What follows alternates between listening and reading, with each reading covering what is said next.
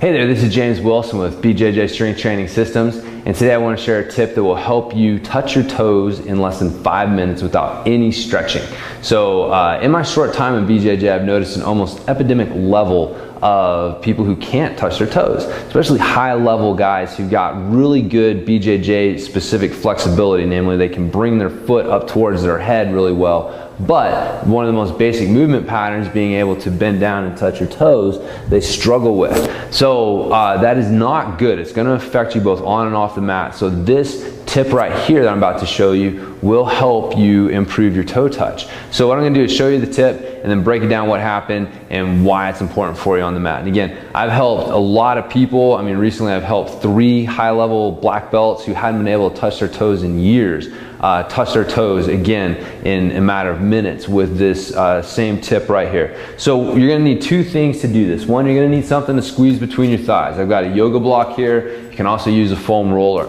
You're going to need something to get your toes and then your heels elevated about an inch or so off of the floor. So here I've got a functional movement screen kit. You can use a 2x4. You can use the edge of the mats at your gym. Those work really well. That's a good height as well. But just something that you'll be able to elevate your toes and then your heels. So I'll show you how this works. You're going to take your foam roller or your yoga block and you're going to place it between your thighs like this. You don't want it between your knees. You want it between your thighs. Then what you're going to do is you're going to place your toes on the board. You want your toes pointed straight ahead. And you're going to do 3 things. You're going to reach tall for the ceiling. Then you're going to squeeze the block or the foam roller as tight as you can. And then you're going to keep squeezing. This is very important that you keep squeezing as you bend down to touch your toes. Now, if you can't get all the way down to your toes, that's fine. What I want you to do is bend your knees as little as you have to, but as much as you need to get down there. You got to touch your toes each time. Then you're going to come back up. You're going to reach tall. You're going to squeeze your thighs together. Keep squeezing. Bend down. Touch your toes. You're going to do that 5 total times before you switch sides. And you're going to get your heels on the board. Reach tall. Squeeze. Keep squeezing, keep squeezing, keep squeezing, keep squeezing. Get down there, touch your toes. Again, reach tall, squeeze, keep squeezing, and get down there.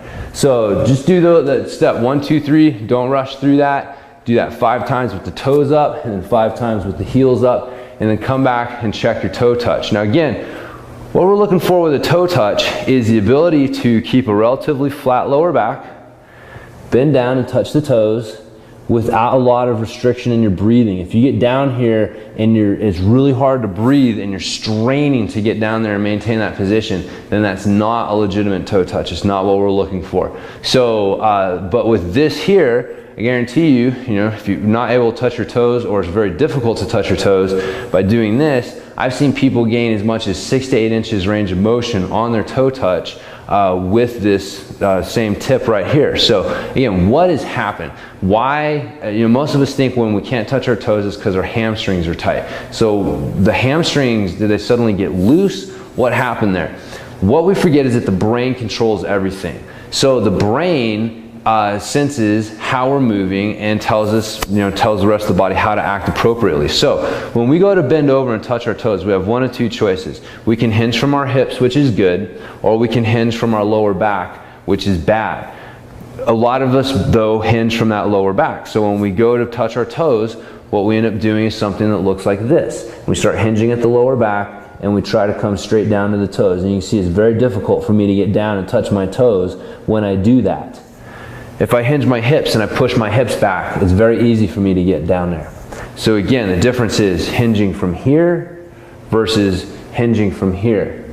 Now, when I hinge from here, my body recognizes that as a bad position for my lower back. So it's going to send a tighten up signal to my hamstrings to tell my hamstrings, don't allow him to continue to bend down that way. It's going to put the low back in a bad position. You feel that as tight hamstrings, but it's not the hamstrings that are tight. It's just the hamstrings tightening up from trying to protect your lower back and your overall body position. Now, from years of that, those hamstrings will get tight. So there's definitely a muscle tension, getting some massage, foam rolling, doing some stretching on chronically tight hamstrings can help. But until you fix the real problem, which is the movement issue then the hamstrings will always be tight. No matter how much stretching, no matter how much foam rolling, no matter how much massage you do, they will always feel tight because you're still moving the same way. So fix the bad movement and it starts to take away some of your mobility restrictions. So, you know, movement controls everything. Make sure that you're practicing good movement in your training and on the mat, and reinforces all of that stuff, and it'll definitely help you. So the way that this is going to help you off the mat, if you're trying to deadlift, for example, and you can't touch your toes, then I guarantee you that instead of being able to hinge your hips back and keep your back in a good position, you're rounding some. You're not going to be able to avoid that if you hinge from here to start coming down, as opposed to being able to really drive the hinge from your hips.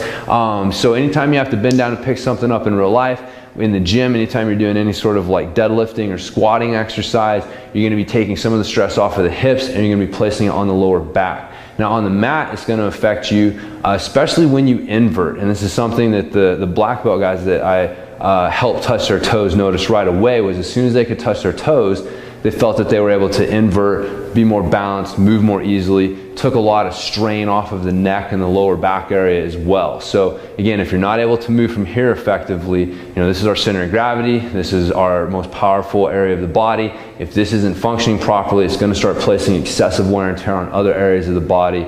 So again, hips are out. Most notably, you're going to be feeling it in the lower back and also in the neck some as well. So again, that's it. Use this to help you be able to improve your hip hinge, and then make sure that you're practicing that in the gym. So again, you know, deadlifts and things like that, you really want to be focusing on getting the hips back and keeping that lower back flat, rather than just like bending down and picking weight up. Deadlift is not just picking weight up off the ground, it's practicing a good movement pattern. So anyways, so that does it for this tip. Once again, it's been James Wilson with BJJ Strength Training Systems. You can check me out on the web at bjjstrengthtraining.com. Hope if you enjoyed this tip, please like it or share it and help me spread the word, and I'll talk to you next time.